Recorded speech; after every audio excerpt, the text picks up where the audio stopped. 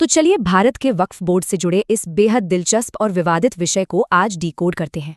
सोचिए, आज के समय में वक्फ बोर्ड पूरे भारत में करीब 6 लाख एकड़ जमीन कंट्रोल करता है। इसका बेस है सदकाए जारिया, मतलब एक ऐसा परमानेंट दान जो दान देने वाले के बाद भी सबका भला करे। इसे मैनेज करने वाले को मुतवल्ली कहते हैं। वो सिर्फ केयरटेकर है, कमाई में उसका कोई हिस्सा नहीं होता।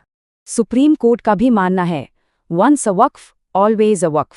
दान के बाद ये संपत्ति हमेशा के लिए स्थायी है। वक्त के साथ कानून बदलें। 1995 के एक्ट ने वक्फ ट्रिब्यूनल्स को बहुत ही जबरदस्त कानूनी ताकत दे दी। 1995 में वक्फ बाय यूजर को मान्यता मिली, मतलब बिना कागज सिर्फ ऐतिहासिक इस्तेमाल पर दावा मुमकिन हुआ। 2006 में सच्चर कमेटी ने बताया कि वक्फ के रजिस्टर्ड संपत्तियों की मार्केट वैल्यू 1.2 लाख करोड़ रुपए थी। पर यहीं सबसे बड़ा कैच है, असल कमाई उम्मीद से बहुत कम थी, जिससे भारी कुप्रबंधन सामने आया। सिंगापुर की सिर्फ 200 संपत्तियों के रेवेन्यू से तुलना करें तो भारत का खराब सिस्टम साफ दिखता है। जांच में भूमाफिया, राजनेताओं और केयरटेकर्स की मिलीभगत सामने आई, जो संपत्तियों का जमकर शोषण कर रहे थे। नियमों का उल्लंघन तब सामने आया जब एक वक्फ संपत्ति सीधे शराब कंपनी को लीज पर दे दी गई। सबसे दिलचस्प बात, इन विवादों पर खुद मुस्लिम समुदाय ने लगभग 10,000 एक्टिव कोर्ट केस दर्ज किए हैं।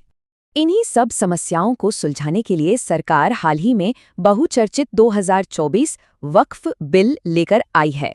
नया बिल वक्फ बाय यूजर्स और ज़बानी दान को हटाता है। अब सिर्फ सख्त लिखित दस्तावेज ही मान्य होंगे। पावर भी पूरी तरह बदल गई है। सर्वे कमिश्नर की जगह अब सरकारी डिस्ट्रिक्ट कलेक्टर जमीन की जांच करेंगे। अगर वक्फ और सरकार में विवाद हुआ तो कलेक्टर का फैसला आने तक जमीन सरकारी संपत्ति ही रहेगी।